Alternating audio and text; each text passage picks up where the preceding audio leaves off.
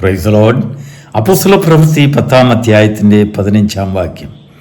ദൈവം ശുദ്ധീകരിച്ചത് നീ മലിനമെന്ന് വിചാരിക്കരുത്. ദൈവത്തിൻ്റെ അതിപരിശുദ്ധ നാമം മഹിതപ്പെടുമാറാകട്ടെ. പെന്തക്കോസ്ത് മെസ്സഞ്ചറിൽ കൂടെ പ്രഭാത സന്ദേശം കേൾക്കുന്ന എല്ലാ പ്രിയപ്പെട്ടവരെയും കർത്താവ് ധാരാളമായി അനുഗ്രഹിക്കുമാറാകട്ടെ. ഈ മാസത്തിൻ്റെ ആരംഭത്തിൽ തന്നെ ദൈവകൃപയിലായിരിക്കാനും ദൈവ സാന്നിധ്യത്തെ തിരിച്ചറിയുവാനും ദൈവസന്നിധി തിരുവചനത്തെ ധ്യാനിപ്പാനും കർത്താവ് തന്ന വലിയ ഭാഗ്യത്തെ ഓർത്ത് ദൈവത്തെ സ്തുതിക്കുന്നു. ദൈവം ഈ പ്രഭാതത്തിൽ നമ്മോട് പറയുന്നതായ വാചകം, വാക്യം, സന്ദേശം, ഉപദേശം, ദൈവത്തിൻ്റെ ആ ശബ്ദം എന്താണെന്ന് ചോദിച്ചാൽ, നാം അറിയാതെ ദൈവം ശുദ്ധീകരിച്ച അനേക കാര്യങ്ങൾ നമുക്ക് ചുറ്റുപാടും ഉണ്ട്. ദൈവത്തിൽ നിന്ന് അത് ഏതൊക്കെ ദൈവം ശുദ്ധീകരിച്ചിരിക്കുന്നു എന്ന് തിരിച്ചറിയുവാനുള്ളതായ ഒരു ജ്ഞാനം നമുക്ക് ആവശ്യം. ഇല്ലായെങ്കിൽ നമ്മുടെ ഭാഷയിലും നമ്മുടെ പാരമ്പര്യത്തിലും നമ്മുടെ കാഴ്ചപ്പാടിലും അതിനെ അശുദ്ധം അശുദ്ധം അശുദ്ധം എന്ന് നമ്മൾ പറഞ്ഞുകൊണ്ടിരിക്കും. കിംവദന്തികൾ നമ്മൾ സൃഷ്ടിച്ചു കൊണ്ടിരിക്കും. അനേക അപവാദങ്ങൾ നമ്മൾ പറഞ്ഞുകൊണ്ടിരിക്കും. അപവാദം പറയുന്നവർക്ക് കൂട്ടുനിൽക്കുകയും ചെയ്യും. ദൈവത്തിന് മഹത്വം ഉണ്ടാകട്ടെ. ഈ അപ്പോസ്തലപ്രവൃത്തി 9-ാം അധ്യായത്തിലേക്ക് നമ്മൾ കടന്നു വരുമ്പോൾ ശൗലിനെ കർത്താവ് രക്ഷിച്ചു, സന്ദർശിച്ചു, വിളിച്ചു. ശൗലേ, ശൗലേ, നീ എന്നെ ഉപദ്രവിക്കുന്നത് എന്ത് എന്ന് ചോദിച്ചു. ശൗല് തിരിച്ച് കർത്താവിനോട് ചോദിക്കുകയാണ്, നീ ആരാകുന്നു കർത്താവേ? അവരുടെ രണ്ട് വാചക സംസാരത്തിൽ ശൗലിനെ മുറ്റുമായി ദൈവം മാറ്റി. ഈ ശൗലിന് വേണ്ടി പ്രാർത്ഥിപ്പാൻ അനന്യാസിനെ ദൈവം സന്ദർശിച്ചപ്പോൾ, ഉത്തരവാദിത്തപ്പെടുത്തിയപ്പോൾ, അനന്യാസ് കർത്താവിനോട് പറയുന്ന വാചകം 9-ാം അധ്യായത്തിന്റെ 13-ാം വാക്യത്തിൽ നാം വായിക്കുന്നത്, കർത്താവേ, അവൻ നിഷ്ഠൂരനും ദോഷിയും ഈ വിശുദ്ധന്മാർക്കെല്ലാവർക്കും വളരെ അധികം ദോഷം പ്രവർത്തിച്ച ഒരു വ്യക്തിയാണെന്ന് പലരും പറഞ്ഞ് ഞാൻ കേട്ടിരിക്കുന്നു. Price the Lord. കർത്താവ് അവനോട് പറയാണ്, നീ ഒരു പക്ഷെങ്കിൽ കേട്ടുകേൾവിയാണ്, പലരും പറഞ്ഞ് നീ കേട്ടതാണ്. പക്ഷെങ്കിൽ കഴിഞ്ഞ രാത്രിയിൽ ഞാൻ ചെയ്ത പ്രവൃത്തിയെക്കുറിച്ച് നീ ഇപ്പോഴും അജ്ഞാതനാണ്. നമ്മൾ ഇന്നലെ വരെയും കേട്ട കാര്യങ്ങളായിരിക്കില്ല ഇന്ന്. ദൈവം കഴിഞ്ഞ രാത്രിയിൽ ചില വ്യത്യാസങ്ങൾ വരുത്തി. Price the Lord. ശൗൽ ഇന്നലെ വരെയും വിശുദ്ധന്മാർക്ക് ദോഷം പ്രവർത്തിക്കുന്നവനായിരുന്നു. അവരെ കൊന്നൊടുക്കുവാനുള്ളതായ അധികാരപത്രം അവൻ്റെ കയ്യിൽ ഉണ്ടായിരുന്നു. എന്നാൽ കഴിഞ്ഞ രാത്രിയിൽ നാം അറിയാതെ, ആരോരും അറിയാതെ, അവൻ്റെ കയ്യിലുണ്ടായിരുന്ന ആ അധികാരപത്രം കർത്താവ് വാങ്ങി തിരിച്ച് അവന് വേറൊരു അധികാരപത്രം കൊടുത്തു. ഏത് മനുഷ്യനെയും ക്രിസ്തുവിൽ തികഞ്ഞവനായി നിർത്തുവാനുള്ളതായ ഒരു അധികാരപത്രം അവൻ്റെ കയ്യിൽ കൊടുത്തു. അനന്യാസ് തിരിച്ചറിഞ്ഞില്ല. അവൻ ഇപ്പോഴും കേട്ടുകേഴ്വിയിൽ നിൽക്കുകയാണ്. ദൈവം കർത്താവ് അനന്യാസിനോട് പറയുകയാണ്, അനന്യാസേ, നീ പറഞ്ഞു കേട്ടതെല്ലാം ഒരു ഭാഗത്ത് വെച്ചിട്ട് നീ ഇപ്പോൾ പോകാം, ശൗലിന് വേണ്ടി പ്രാർത്ഥിക്കുക. ദൈവത്തിന് സ്തോത്രം. അപ്രകാരം തന്നെ അതിൻ്റെ അടുത്ത അധ്യായത്തിൽ പത്രോസിനെ ദൈവം സന്ദർശിച്ചിട്ട് പത്രോസിനോട് പറയുകയാണ്, നോക്കൂ, മലിനമായിട്ടുള്ളത് പലതും നിന്റെ കാഴ്ചപ്പാടിലുണ്ട്, നിന്റെ സമുദായത്തിലുണ്ട്, നിന്റെ ഭവനത്തിലുണ്ട്, നിന്റെ സ്വഭാവത്തിലുണ്ട്, നിന്റെ ആ പാരമ്പര്യങ്ങളിലൊക്കെയും അനേകം മലിനങ്ങളുണ്ട്, നിഷേധിക്കപ്പെട്ടിട്ടുള്ളതായ പല കാര്യങ്ങളുമുണ്ട്. പക്ഷെങ്കിൽ എൻ്റെ തെരഞ്ഞെടുപ്പ് ആ നിഷേധത്തിൽ നിലനിൽക്കുന്നതല്ല, അതിനങ്ങേപ്പുറത്ത്. Praise the lord. ദൈവം ചില കാര്യങ്ങൾ ചെയ്യുമ്പോൾ മനുഷ്യരോട് ചോദിച്ചിട്ടല്ല ചെയ്യുന്നത്. മനുഷ്യരോട് അഭിപ്രായം ചോദിക്കുന്നില്ല. ദൈവം നിന്നെ തിരഞ്ഞെടുക്കുമ്പോൾ ദൈവം മനുഷ്യരോട് അനുവാദം ചോദിക്കുന്നില്ല. നീ അശുദ്ധനാണോ വിശുദ്ധനാണോ എന്ന് ദൈവം നോക്കുന്നില്ല. ദൈവത്തിന് നിന്നെ ആവശ്യമുണ്ടെങ്കിൽ ദൈവം ചില അധികാരപത്രങ്ങൾ നിന്നെ ഏൽപ്പിക്കും. ദൈവം ചില അഭിഷേകങ്ങൾ നിനക്ക് തരും. ദൈവത്തിന് മഹത്വം ഉണ്ടാകട്ടെ.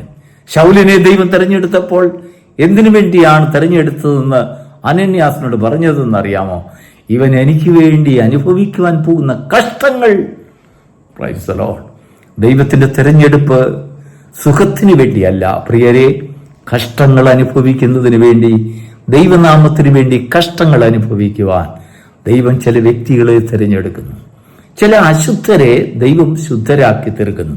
എന്നാൽ ആ ശുദ്ധരാക്കി തീർക്കുന്നതായ ദൈവത്തിന്റെ പ്രവൃത്തിയുടെ മുൻപിൽ നമുക്ക് ചില കടപ്പാടുണ്ട്, ചില ഉത്തരവാദിത്വങ്ങളുണ്ട്, ചില നിർദ്ദിഷ്ടമായ ചില കർമ്മങ്ങൾ നമ്മളെ ദൈവം ഏൽപ്പിക്കുകയാണ്. എന്താണെന്ന് അറിയാമോ? ആ ഉത്തരവാദിത്വം എന്താണെന്ന് അറിയാമോ? തീർച്ചയായിട്ടും ദൈവം ചെയ്യുന്ന പ്രവൃത്തി ദൈവം ചെയ്തുകൊണ്ടിരിക്കുന്നു. എന്നാൽ ദൈവം നമ്മെ ഏൽപ്പിക്കുന്നതായ പ്രവൃത്തി ദൈവം ശുദ്ധീകരിച്ചതിനെ അശുദ്ധമെന്ന് നീ വിചാരിക്കരുത്. അപ്പോൾ ഒരു വ്യക്തിയെ ദൈവം ശുദ്ധീകരിച്ചോ ഇല്ലയോ എന്ന് എങ്ങനെ അറിയാം? ദൈവത്തിൻ്റെ ആത്മാവിനാൽ അത് നമുക്ക് വെളിപ്പെടും.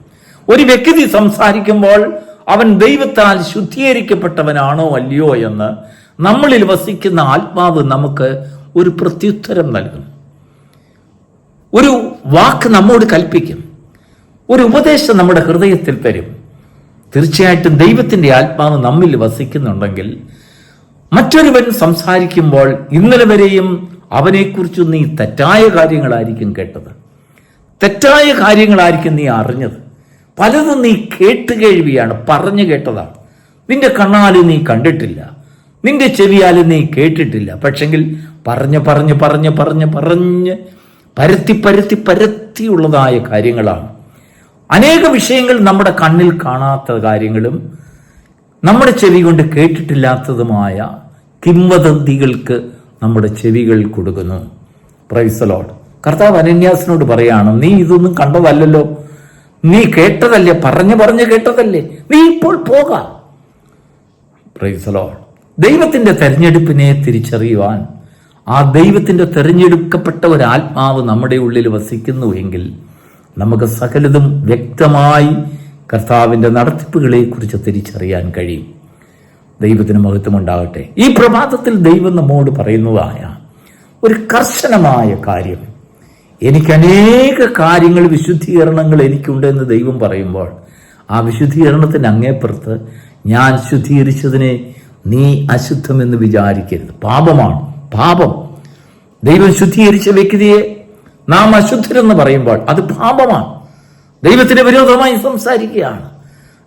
ദൈവത്തിന്റെ ഇഷ്ടത്തിന് വിരോധമായി നാം നമ്മുടെ വാക്കുകൾ നാം പെരുക്കുകയാണ്. ദൈവത്തിന്റെ ആത്മാവ് പറയുന്നു, നോ, അങ്ങനെ ചെയ്യരുത്, അങ്ങനെ വിചാരിക്കുക പോലും ചെയ്യരുത്. ദൈവം ശുദ്ധീകരിച്ചതിനെ നീ അശുദ്ധം എന്ന് വിചാരിക്കരുത്, പറയരുത്.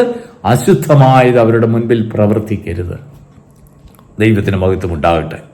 ഇന്ന് ലോകത്തിൽ നടക്കുന്നതായ അനേക അനിഷ്ട സംഭവങ്ങൾ ദൈവത്തിന്റെ ശുദ്ധീകരണത്തെക്കുറിച്ചുള്ളതായ തിരിച്ചറിവില്ലായ്മ കൊണ്ടാണ്. നമ്മുടെ സഹോദരങ്ങളുടെ ഇടയിൽ നമുക്കുള്ളതായ അനേക വൈഷമ്യങ്ങൾ ദൈവത്തിന്റെ ശുദ്ധീകരണത്തെക്കുറിച്ചുള്ള വെളിപ്പാടുകൾ നമുക്കില്ലാത്തത് കൊണ്ടാണ്, ആ ജ്ഞാനമില്ലാത്തത് കൊണ്ടാണ്. തൊട്ടടുത്തിട്ടുള്ളതായ വ്യക്തിയെ, നമ്മുടെ ഭവനത്തുള്ള വ്യക്തിയെ, നമ്മുടെ അയൽവക്കത്തുള്ള വ്യക്തിയെ, നമ്മുടെ സഭയിലുള്ള കൂട്ടുവിശ്വാസികളെ, നമ്മുടെ ദേശത്ത് വസിക്കുന്നതായ അനേകരെ നമ്മുടെ നോട്ടത്തിൽ അതൊക്കെ ജാതികളും ബലഹീനരും ദുഷ്കർമ്മം പ്രവർത്തിക്കുന്നവരും അന്യായത്തിന് കൂട്ടുനിൽക്കുന്നവരും ഒക്കെയെന്ന് നമ്മൾ സാക്ഷ്യം പറഞ്ഞേക്കാം. പക്ഷെങ്കിൽ അതൊക്കെയും ഇന്നലത്തെ സംഭവമാണ്, ഇന്നലത്തെ കാര്യമാണ് നമ്മൾ പറയുന്നത്. എന്നാൽ കഴിഞ്ഞ രാത്രിയിൽ ദൈവം എന്ത് വ്യത്യാസം വരുത്തിയെന്ന് ദൈവസന്നിധിയിൽ ഇരിക്കുന്ന വൃദ്ധന്മാർക്ക് മാത്രമേ തിരിച്ചറിയാൻ കഴിയുള്ളൂ. ഈ കഴിഞ്ഞ രാത്രിയിൽ നീ ദൈവവുമായിട്ടൊരു ബന്ധം പുലർത്തിയിരുന്നെങ്കിൽ ദൈവം ശുദ്ധീകരിച്ച പല കാര്യങ്ങളും നിന്റെ മുൻപിൽ കൊണ്ടുവന്ന് ദൈവം ദർശനമായി വയ്ക്കുമായിരുന്നു. നീ ദൈവസന്നിധിയിൽ അല്പസമയം ചെലവഴിക്കുന്നുണ്ടെങ്കിൽ നിന്റെ മുൻപിൽ തുപ്പട്ടിയിലിറക്കി ദൈവം ശുദ്ധീകരിച്ച പല അശുദ്ധികളെയും ദൈവം ഒന്നൊന്നായിട്ട് എടുത്തെടുത്ത് നിനക്ക് കാണിച്ചു തരും. ഞാൻ ശുദ്ധീകരിച്ചിട്ടുള്ളതാണ്, ഞാൻ വേർതിരിച്ചിട്ടുള്ളതാണ്, ഞാൻ വിളിച്ചിട്ടുള്ളതാണ്. ദൈവത്തിന് മഹത്വം ഉണ്ടാകട്ടെ.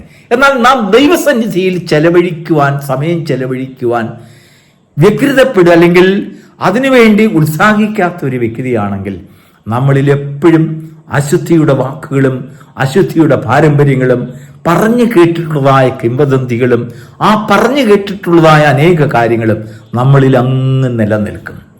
ഇന്നലത്തെ കാര്യങ്ങൾ പലതും നമ്മുടെ മനസ്സിൽ നിറഞ്ഞു നിൽക്കും. ഇന്നും നമ്മൾ സംസാരിച്ചു കൊണ്ടിരിക്കും, എന്നും നമ്മളത് പ്രതിവചിച്ചു കൊണ്ടിരിക്കും. എന്നാൽ ഒരു രാത്രി ദൈവത്തിന്റെ സന്നിധിയിലിരിക്കുമ്പോൾ ദൈവം നിന്റെ മുൻപിൽ ദൈവം ചെയ്തതായ പ്രവൃത്തികളെ കുറിച്ചുള്ളതായ ഒരു ദർശനം നിനക്ക് കാണിക്കും. ദൈവത്തിന് മഹത്വം ഉണ്ടാകട്ടെ. പ്രിയപ്പെട്ട ദൈവത്തിന്റെ മക്കളെ, ദൈവം ശുദ്ധീകരിച്ചതിനെ നീ അശുദ്ധമെന്ന് വിചാരിക്കരുത്. ദൈവത്തിന്റെ ശുദ്ധീകരണത്തെക്കുറിച്ചുള്ള ഒരു ദർശനം നിന്റെ ജീവിതത്തിൽ കടന്നു വരുമ്പോൾ അത് നിന്റെ ഭവനത്തിൽ തന്നെ വലിയൊരു മാറ്റത്തെ കൊണ്ടുവരും. അങ്ങനെ ഒരു അനുഗ്രഹിക്കപ്പെട്ട മാറ്റത്തിന് ദൈവം നിനക്ക് ഭാഗ്യം നൽകുമാറാകട്ടെ. God bless you.